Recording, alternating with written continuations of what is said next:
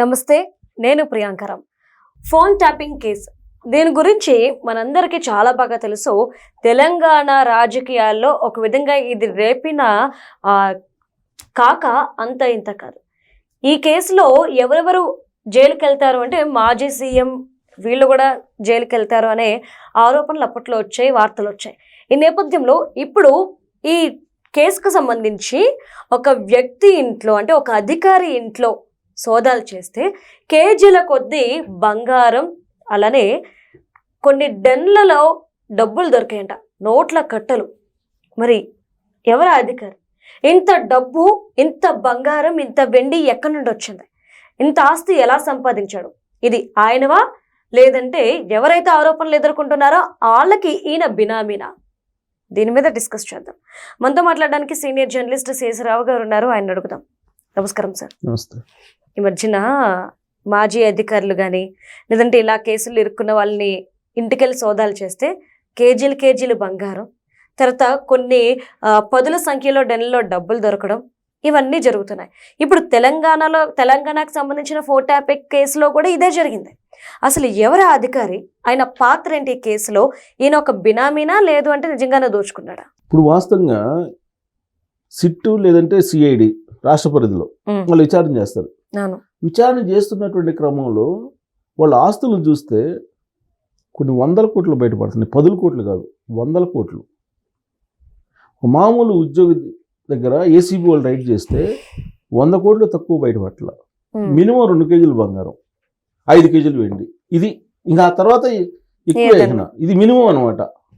అంటే ఏ స్థాయిలో దోపిడీ జరిగింది? ఇప్పుడు ఒక మామూలు ఉద్యోగులే ఇంత దోపిడీ చేసినట్టు కనిపిస్తూ ఉంటే ఇక వాళ్ళ పై అధికారులంతా ఆ పై అధికారుల మధ్య ఉన్నటువంటి పాలకులు కొంతమంది చేసినటువంటి దోపిడీ ఏ స్థాయిలో ఉంటుంది? వేలు లక్షల కోట్లేగా. ఇప్పుడు వీళ్ళు 100 కోట్లు, ఆ తర్వాత 1000 కోట్లు, ఆ తర్వాత లక్షల కోట్లేగా. ఏ స్థాయిలో దోచుకొని ఉంటారు అనేదానికి ఉదాహరణ ఈ కేసులో ఉన్నటువంటి ఇన్వెస్టిగేషన్. మామూలుగానే తెలంగాణలో ఫోన్ ట్యాపింగ్ కేసు అంటే అది పెద్ద కేసు. వాస్తవంగా చెప్పాలంటే ఇండియన్ టెలిగ్రాఫిక్ యాక్ట్ ప్రకారం దీంట్లో ఇన్వాల్వ్ అయినటువంటి వాళ్ళ మీద కేసులు పెట్టి నిజంగా విచారిస్తే జైలుకి పంపిస్తే జీవితకాలం వాళ్ళు అనుభవించాల్సి వస్తుంది, జైలు జీవితం. అంత పెద్ద సీరియస్ కేసు.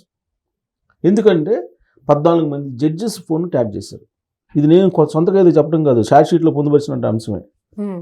సెలబ్రిటీస్, పారిశ్రామికవేత్తలు, జర్నలిస్టులు ఎవరిని వదల్లా. లాస్ట్కి మామూలు ఇళ్లలో ఉండే మహిళల ఫోన్లు కూడా ట్యాప్ చేశారు. ఎందుకు చేశారయ్యా ఇన్ని ఫోన్లు ట్యాప్ చేశారు అని అంటే ఇప్పుడు ఇన్వెస్టిగేషన్లో బయటపడింది. వాళ్ళందరినీ బ్లాక్మెయిల్ చేసి డబ్బులు సంపాదించారు వీళ్ళు. భుజంగరావు అని ఇతను అరెస్ట్ చేశారు. ఇతను క్యాడర్ నాకు తెలిసి డిఎస్పీ తర్వాత అడిషనల్ ఎస్పీ అయినట్టున్నారు. ఒక డిఎస్పీ క్యాడర్ అధికారి 100 కోట్ల రూపాయలు ఆస్తులు, 100 కోట్ల రూపాయలు విలువైనటువంటి ఆస్తులు, 2.5 కేజీ బంగారం, వెండి ఇవన్నీ ఉన్నాయని చెప్పి సిట్టు తాజాగా విచారణలో తేల్చింది భుజంగరావు ఆస్తుల్ని. మరి ఒక డిఎస్పీ స్థాయి అధికారికి అది కూడా ఇంటెలిజెన్స్ వింగ్లో ఉన్నాడు. జనరల్గా ఇంటెలిజెన్స్ వింగ్లో వాళ్ళకి పబ్లిక్ తోటి పెద్దగా ఉండదు. కానీ గత ప్రభుత్వం ఏం చేసిందంటే ప్రభాకర్ రావు గారిని ఒక రిటైర్డ్ అధికారిని ఇన్ఛార్జిగా పెట్టి ఇంటెలిజెన్స్కి ఆయన కింద మొత్తం టీంని ఒకదాన్ని ఏర్పాటు చేసి తెలంగాణ వ్యాప్తంగా మొత్తం ల్యాండ్కి సంబంధించినటువంటి హోల్డ్ చేయటం కానీ, ల్యాండ్ కుంభకోణాలు కానీ, లేదంటే ఇట్లా బ్లాక్మెయిల్ చేసి ఫోన్ ట్యాప్ చేయటం ద్వారా బ్లాక్మెయిల్ చేసి డబ్బులు వసూలు చేసుకోవడం కానీ ఇలాంటివి చేశారనే ఆరోపణలు ఉన్నాయి. దాంట్లో భుజంగరావు ఒకటి బయటపడింది. ఇప్పుడు 100 కోట్ల పైనే ఉన్నాయని చెప్పి చెప్తున్నారు. మరి ఈ కేసు సంగతి ఏంటి? Phone tapping case. అసలు కేసు ఏమో ఫోన్ ట్యాపింగ్. ఈ ఫోన్ ట్యాపింగ్ కేసులో విచారణ చేస్తే వాళ్ళ ఆస్తులు ఎంత బయటపడ్డాయి అని అంటే ఇప్పుడు మిగతా వాళ్ళు చాలా అనేక మంది ఉన్నారు. దాదాపు 1 డజన్ మందికి పైగా అధికారులు ఉన్నారు. ఇది అరెస్ట్ అయినటువంటి వాళ్ళు. ఈ కానిస్టేబుల్ దగ్గర నుంచి తీసుకుంటే దాదాపు 1 డజన్ మంది అరెస్ట్ అయ్యారు. ఇప్పుడు ప్రభాకర్ రావు గారి ఆస్తులు లెక్కేస్తే ఎంత ఉంటాయో. ప్రభాకర్ రావు గారు అయితే అమెరికా మీద తలదాచుకున్నారు చాలా కాలం పాటు. ఎటకేలకు తెలంగాణ పోలీసు అయితే తీసుకురాగలిగారు. ఆయన జైలు నుంచి బయటకు కూడా వచ్చారు. మరి ఆయన ఆస్తులు, భుజంగరావు ఆస్తులు బయట పెట్టారు. మరి ఆయన ఆస్తులు ఎంత ఉంటాయి? ఇవన్నీ బయట రావాలి ఒకటి. రెండు ఏంటంటే ఈ ఫోన్ ట్యాపింగ్ కేసు కాళేశ్వరం ప్రాజెక్టుకు సంబంధించి కానీ లేదా విద్యుత్ కొనుగోలుకు సంబంధించి కానీ ఇవన్నీ చాలా ప్రస్తావించారు. ఎవరు కాంగ్రెస్ పార్టీ పిసిసి అధ్యక్షుడిగా ఉన్నప్పుడు రేవంత్ రెడ్డి గారు, ఇప్పుడు ముఖ్యమంత్రి అయ్యారు ఆయన. ఆయన ఏమన్నారు ఎన్నికలకు ముందు 2014 నుంచి 2023 వరకు ఈ రాష్ట్రాన్ని లూటీ చేసేసారు. ఇది బీహార్ బ్యాచ్, బీహార్ డిఎన్ఏ ఇది. ఆ లూటీ చేసినటువంటి అమౌంట్ని అంతా రికవరీ చేసి తెలంగాణ ప్రజలకు పంచుతానని చెప్పారు. అదే మాట రాహుల్ గాంధీ గారితో కూడా పలికిచ్చారు కాళేశ్వరం సాక్షిగా. మరి ఇప్పటి వరకు 2.5 సంవత్సరం అయిపోతుంది కొత్త ప్రభుత్వం ఏర్పడి.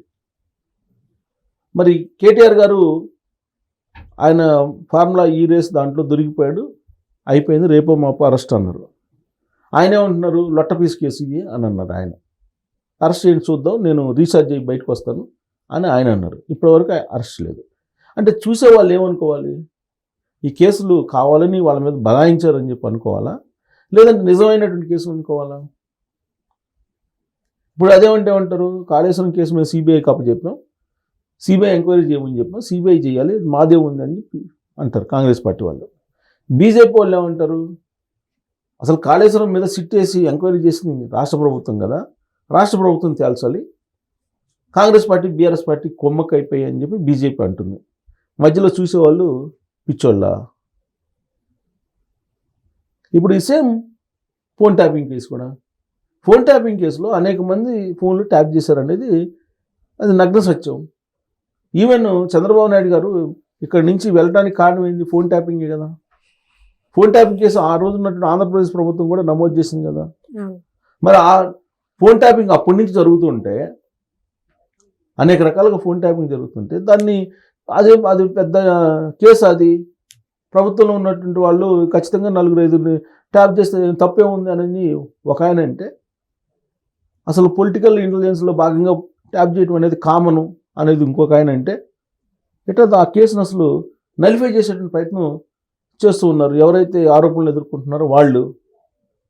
అలాంటి వాళ్ళని ప్రజల ముందు దోషులుగా నిలబెట్టాల్సినటువంటి ప్రభుత్వం ఏమో ఆ కేసుని నాన్ సీరియస్గా చూస్తున్నట్టు కనిపిస్తుంది. తొలి రోజుల్లోనేమో చాలా స్పీడ్గా చేసేసారు. ఇప్పుడు ఆ కేసు ఏమైందో అర్థం కావట్లేదు. ఆ కేసు ఎందుకు స్లో అవుతుందని. ఇప్పుడు భుజంగరావుది ఓకే రైట్ చేశారు, ఇన్ని ఆస్తులు ఉన్నాయని చెప్పారు, మిగతా వాళ్ళ పరిస్థితి ఏంటి, ఎందుకు ఆగిపోతుంది కేసు అనేటువంటి అనుమానాలు వస్తున్నాయి. సో ఓవరాల్గా చూస్తే ఈ కేసులో మనం ఫోన్ ట్యాపింగ్ అనేటువంటి కోణంలోనే ఇప్పటి వరకు దాన్ని చూశారు. ఈ ఫోన్ ట్యాపింగ్ వెనుక వీళ్ళు ఎంత దోచారు, ఎవరెవరిని ఎంత బ్లాక్మెయిల్ చేశారు, ఎంత వాళ్ళ దగ్గర, ఎందుకంటే ఒక ఇండస్ట్రియలిస్ట్ ఫోన్ ట్యాప్ చేసేసి వాళ్ళని బ్లాక్మెయిల్ చేసి కొన్ని 100 కోట్లు దోచేసి ఉండొచ్చు. ఇలా ఎంతమంది ఇప్పుడు నయీం ఉందని, నయీంని ఎన్కౌంటర్ చేసిన తర్వాత ఆయన ఆస్తులు ఎటుపోయినాయి అది ఇప్పటికీ తెలీదు. అలాగే ఇంతమంది కొన్ని వేల మంది ఫోన్లు ట్యాప్ చేశారు కదా, 100 కూడా కాదు, వేల మంది ఫోన్లు ట్యాప్ చేశారు కదా. మరి ఎవరెవరి దగ్గర ఎంత మీరు వసూలు చేశారు అనేది తేల్చాలి కదా ఈ కేసులో.